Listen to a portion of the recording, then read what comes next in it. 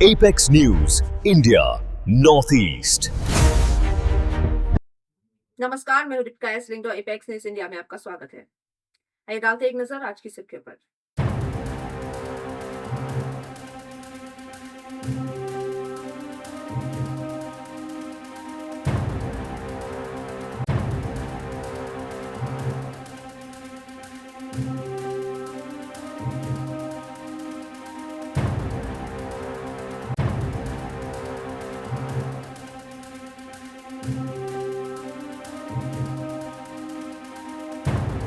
और अब खबरें विस्तार से। बांग्लादेश के 13वें जनरल इलेक्शन में बांग्लादेश नेशनलिस्ट पार्टी की ऐतिहासिक जीत पर प्रधानमंत्री नरेंद्र मोदी ने बीएनपी नेता तरीक रहमान को बधाई दी। तरीक रहमान ने 2026 के चुनाव में ढाका 17 सीट से जीत हासिल की। वे 17 साल से अधिक से स्वयं निर्वासन के बाद दिसंबर में बांग्लादेश वापस लौटे थे। जीत के बाद रहमान ने पार्टी नेताओं और समर्थकों से अपील की कि वे जश्न रैली करने के बजाय दोपहर की जुमा नमाज के बाद देश भर में खास दुआएं करें।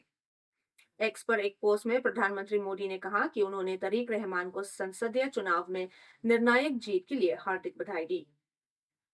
प्रधानमंत्री ने कहा कि ये जीत बांग्लादेश की जनता की उनकी नेतृत्व पर विश्वास को दर्शाती है। उन्होंने ये भी कहा कि भारत एक लोकतांत्रिक, प्रगतिशील और समावेशी बांग्लादेश का समर्थन करता रहेगा और दोनों देशों के बीच बहुआयामी संबंधों को मजबूत करने के लिए साथ मिलकर काम करेगा।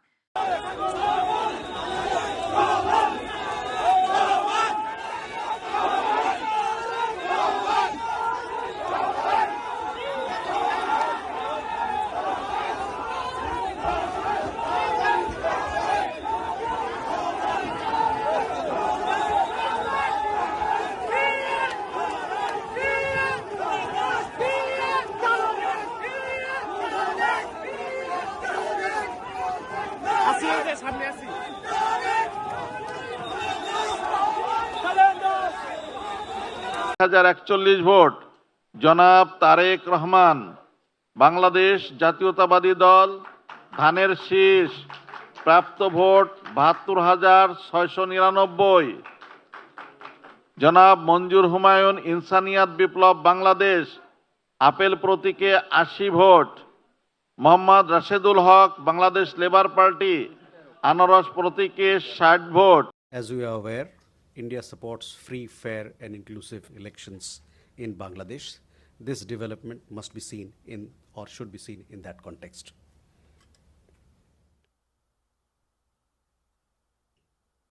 असम के दिमा हसाओ जिले में एक महत्वपूर्ण राजनीतिक विकास के तहत नेशनल पीपल्स पार्टी ने लोकप्रिय नेता डैनियल लंगथासा को माईबांग के दिशु फील्ड में आयोजित एक जनसभा में पार्टी में शामिल किया। लंगथासा को एनपीपी के राष्ट्रीय अध्यक्ष और मेघालय के मुख्यमंत्री कॉनराड के संगमा ने वरिष्ठ नेताओं की उपस्थिति में औपचारिक रूप से पार्टी में शामिल कराया। कार्यक्रम में नेशनल वर्किंग प्रेसिडेंट जेम्स के संगमा, वाइस प्रेसिडेंट हेमचंद्र सिंह, तिप्रा मोथा पार्टी के संस्थापक प्रद्योत माणिक्य वर्मा और नागालैंड के पूर्व मंत्री म्होंडोमो किकोन सहित अन्य नेता मौजूद थे।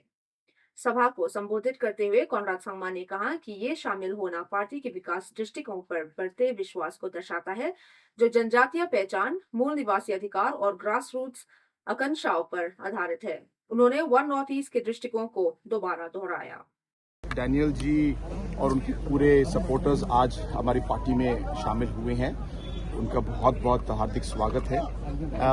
एंड हम लोग का जो तैयारी है कि हम लोग इस आने वाले असेंबली इलेक्शन में हम लोग जरूर लड़ेंगे और उनके नेतृत्व में और उनके रिकमेंडेशन की बेसिस पर इस एरिया में कैसे हमें आगे बढ़ना चाहिए, कहाँ कहाँ कैंडिडेट्स खड़े करने चाहिए और कौन कैंडिडेट होना चाहिए, ये सब चीज़ों में हम लोग बातें करेंगे। लेकिन जो पूरा इसमें जो है जो सजेशन और जो पूरा रास्ता होगा वो डैनियल जी ही तैयार करेंगे और हम उनके साथ रहेंगे। वो उनका डिसीजन होगा कि इसको हमको कैसे बढ़ाना है। सर, आज आपने आप डिक्लेयर नहीं कर रहे आज कैंडिडेट? नहीं, candidate means he is joining us and definitely he is the person who has been preparing also, so he will be the candidate, but for me to declare it will be going against the procedure that we follow in the party. That is all I'm saying. तो एक party का procedure होता है, वो procedure हमें follow करना है।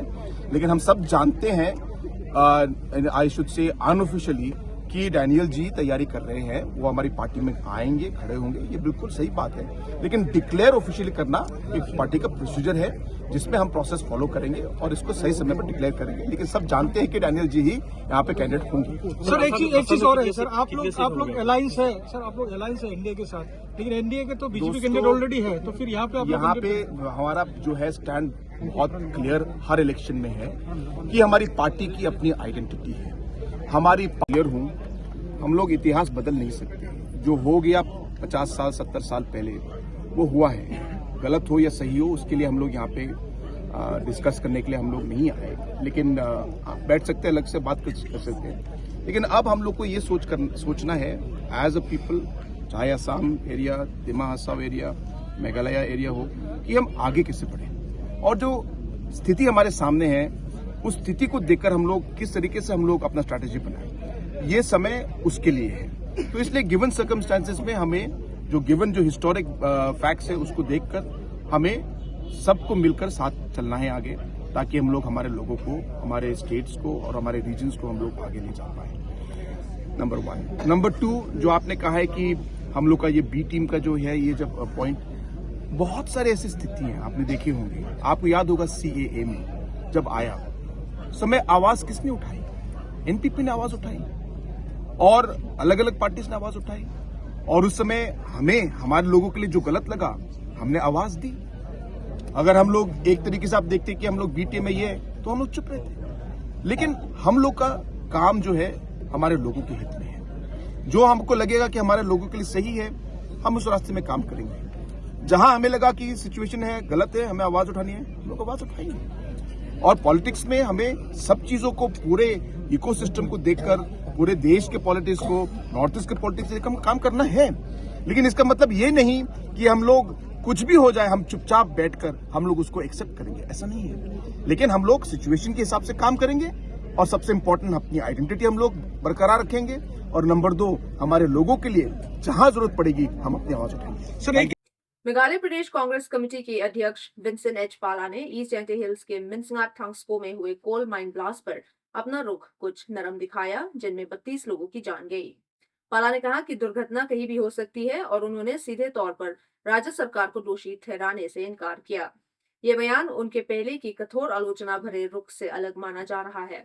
हालांकि उन्होंने स्पष्ट किया कि वे इस घटना के लिए सिर्फ राज्य सरकार को जिम्मेदार नहीं ठहरा रहे हैं। There's an agency called TriFed from the Ministry of Tribal Affairs. They normally help the farmers who live in the forests and try to sell the forest product. So here, so lots of brooms are there, which is supposed to be considered as a forest product. And then how to help them to promote and give a training how to, instead of selling raw broom, and then how to sell a finished product. So on that ground, so the nodal agency who deals all this is the what do you call basin development. So I met the in charge of basin development, so I requested him to promote not only brooms, also to promote turmeric and not to promote other things, so that they can help the farmers. So they can give them the training, they can give them they can connect them with the buyers, and farmers will be benefited. Especially nowadays, because of COVID, they cannot sell to open market. So if we can sell to Amazon, to Flipkart and other things. So this is the beginning. It will take a long way. And then that's why I came to them. If we can help them into packaging, give up more machines, more assistance from the government to the farmers. But the farmers has to register, the farmers has to organize a self-help group, 20 people or 20 farmers in one self-help group. And then 15 self-help groups, then they can give the help from the government of India through TriFed. Actually, that's the intention of coming here. Meghalaya के director general of police Idashisha Nongrang की सेवा अवधि 19 मई 2026 के बाद 6 महीने के लिए बढ़ा दी गई है। Appointments committee of the cabinet ने मिनिस्ट्री ऑफ होम अफेयर्स के प्रस्ताव को जनहित में मंजूरी दी है। 1992 बैच की आईपीएस अधिकारी नौरंग पिछले साल 19 मई को मेघालय की पहली महिला डीजीपी बनी थी। general room, your OC's room, etc. But we also have what we are now mandated to have, a child-friendly room, a separate area for the women help desk, and hopefully we will be able to serve the people of Jangjal much better as we move forward. I would like to place on record here our greatest appreciation and gratitude to our visionary leader in our Chief Minister in all his support and his guidance towards the Meghalaya Police Department. Eastern west Khasi hills के नौथमाई गांव में एक चौंकाने वाली घटना सामने आई है, जहां केरंग साउकमे को उनके 2 चाचाओं और एक दोस्त द्वारा जिंदा जलाने का संदेह है। पुलिस के मुताबिक 3 आरोपियों ने शरीर को जलाकर वा खपडोम के संकरे नालों में अवशेष फेंकने की बात स्वीकार की है। साउकमे 6 फरवरी को काम के लिए घर से निकले थे और वापस नहीं लौटे। शक होने पर परिवार ने मायरंग पुलिस स्टेशन में FIR दर्ज कराई। पूछताछ के दौरान एक आरोपी ने हत्या की बात कबूल की। मामले की जांच जारी है। वाईफाई विमेन एसोसिएशन ने चुराचंदपुर के MLA LM खाउते के मणिपुर सरकार की पॉपुलर मिनिस्ट्री में शामिल होने के फैसले के खिलाफ सिट इन प्रोटेस्ट और रैली निकाली। प्रोटेस्ट बेथल लोकेलिटी में वाईफाई पीपल्स काउंसिल ऑफिस से शुरू हुआ और हिल टाउन में MLA के निवास की ओर बढ़ा। सुरक्षा बलों ने रैली रोकने की कोशिश की, जिससे हल्का झड़प हुआ। भीड़ को रोकने के लिए टेयर गैस का इस्तेमाल किया गया। प्रदर्शनकारियों ने विश्वासघात के आरोप लगाते हुए नारेबाजी की और कहा कि जब तक MLA इस्तीफा नहीं देते आंदोलन जारी रहेगा। Naked parade of our women and the atrocities committed against our women is deafening. We demand answers. What is the price of LM Khaute's betrayal? We will not be silenced. We will not be ignored. We demand LM Khaute's immediate resignation and accountability for his actions. The people will not forgive. The people will not forget. We urge all concerned citizens to stand with us in this fight for justice, dignity, and our rights. We will continue to raise our voices until justice is served and all voices are heard. If he does not resign, we'll intensify our protests and continue to mobilize our community until he steps down. We are united in our demand for his resignation. so what is the resentment? What is the resentment of the Wi-Fi communities? LM Khaute, a member of the Wi-Fi tribe, and his decision to join the government has led to resentment among his own community, including his own tribe. We, the Wi-Fi tribe, feels LM Khaute betrayed us by joining the government with the Meitei Alliance, going against his community's collective stand. This protest is not just about politics, but also about tribal loyalty and representation. केंद्रीय मंत्री Mansukh L Mandaviya ने नए labour code में minimum wage का प्रावधान का बचाव किया। उन्होंने कहा कि पहले केंद्र सरकार द्वारा निर्धारित मिनिमम वेज सलाहकारी होता था और राज्य उससे कम भी रख सकते थे। नए लेबर कोड में स्टैट्यूटरी फ्लोर वेज का प्रावधान किया गया, जिससे कोई भी राज्य निर्धारित सीमा से कम भुगतान नहीं कर सकेगा। मालविंदर सिंह जी ने कहा कि उसमें तो मिनिमम वेज नहीं मिलेगा। ये कोड का आप अध्ययन करेंगे तो पता चलेगा। अरविंद जी खास करके मिनिमम वेज तो सरकार सेंट्रल गवर्नमेंट एक एडवाइजरी के रूप में तय करती थी। आज तक सभी स्टेट को लागू करना नहीं करना ये उनके ऊपर डिपेंड था और कई स्टेट बहुत कम मिनिमम वेज रखते थे। ये लेबर कोड में हमने सुनिश्चित करा है, हम फ्लोर वेज लाएंगे स्टैट्यूटरी बैकिंग के साथ। कोई भी स्टेट उसके नीचे वेज नहीं देंगे।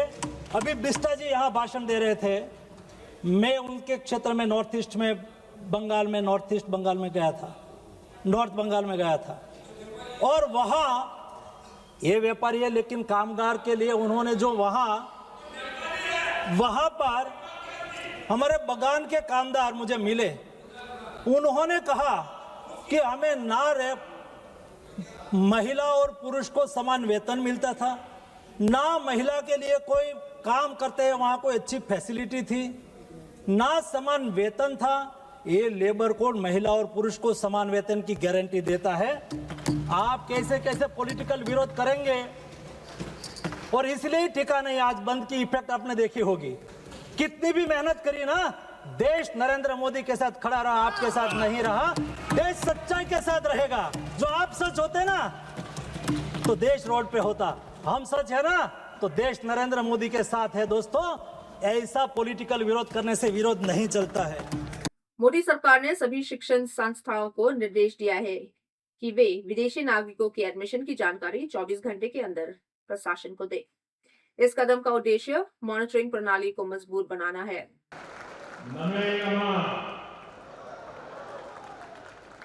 मेघालय प्रकृति और संस्कृति से समृद्ध प्रदेश, ये समृद्धि आपके स्वागत सत्कार में भी झलकती है। आज एक बार फिर मेघालय के विकास के उत्सव में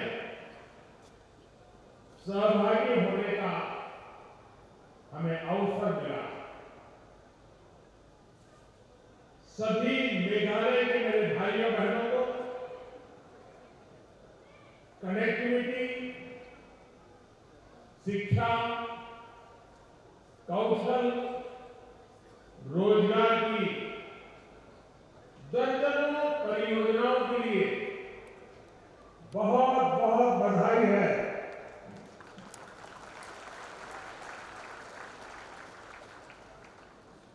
भाइयों बहनों, ये संयोग ही है कि आज जब फुटबॉल वर्ल्ड कप का फाइनल हो रहा है, तब मैं यहां फुटबॉल के मैदान में ही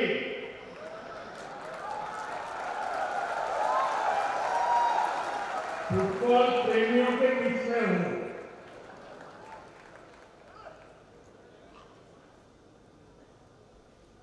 उस तरफ फुटबॉल की स्पर्धा चल रही है और हम फुटबॉल के मैदान में विकास की स्पर्धा कर रहे हैं।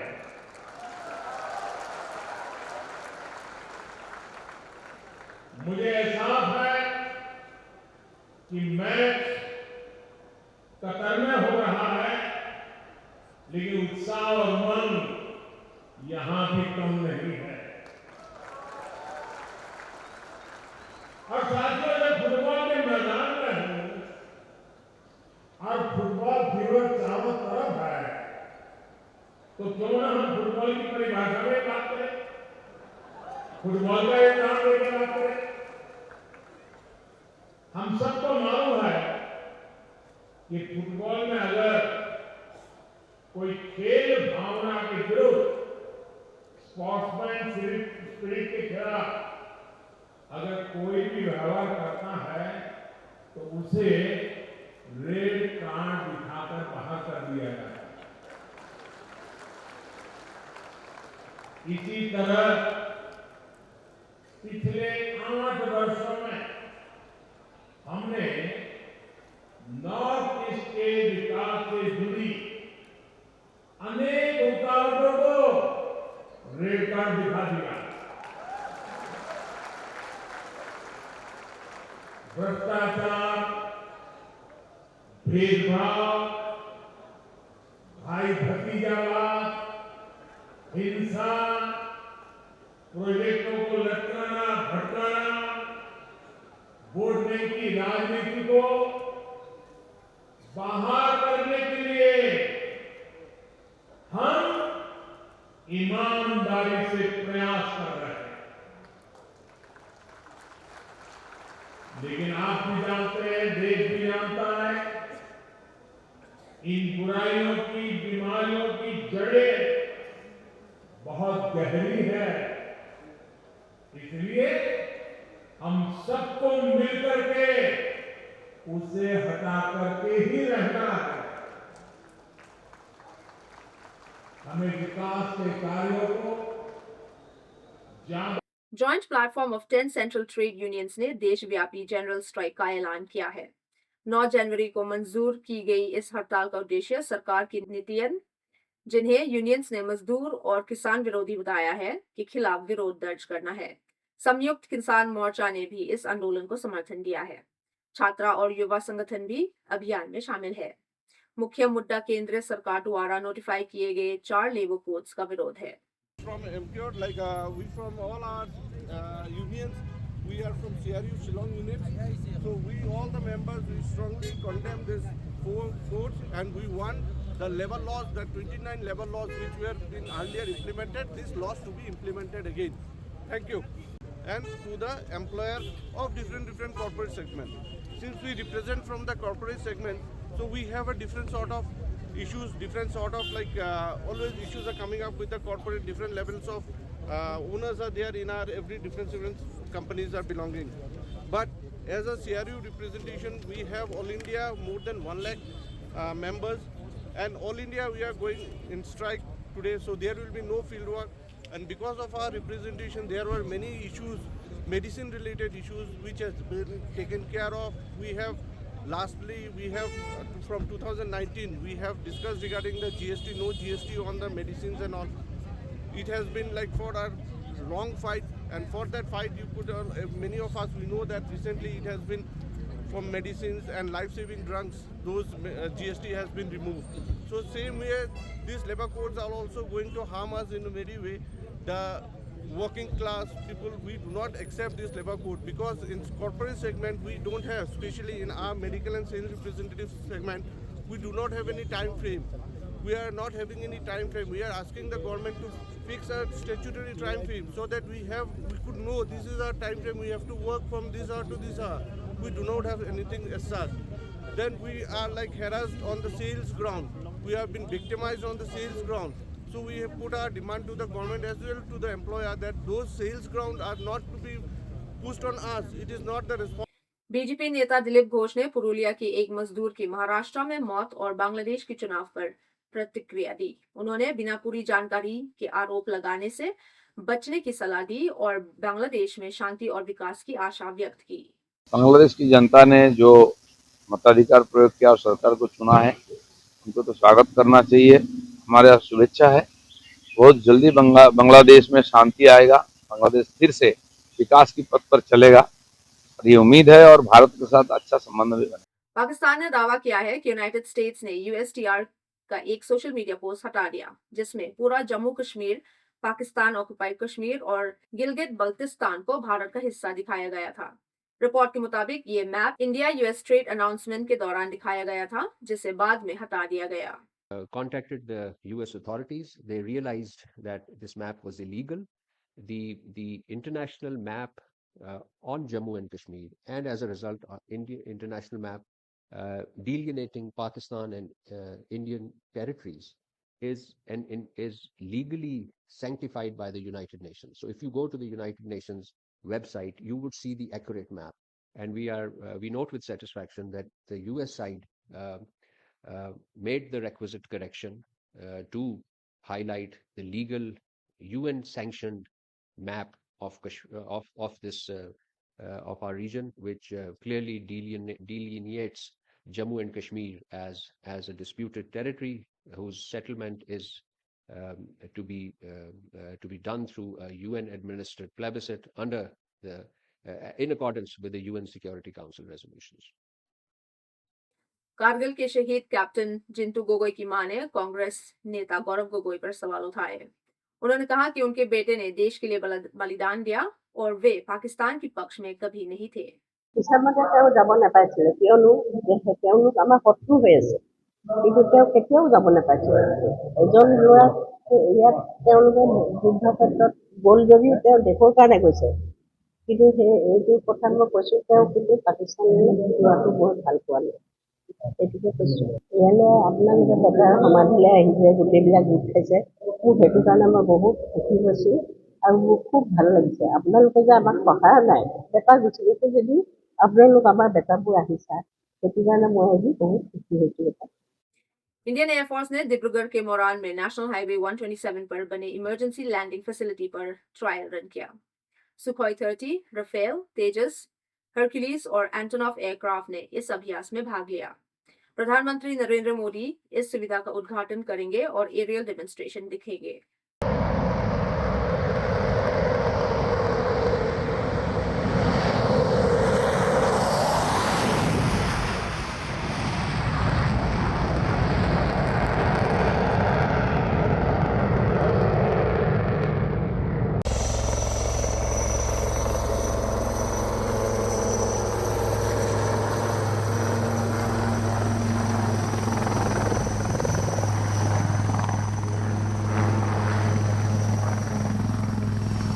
असम के chief electoral officer Anurag Goyal ने गुवाहाटी में प्रेस कॉन्फ्रेंस कर special revision of electoral rolls पर जानकारी दी।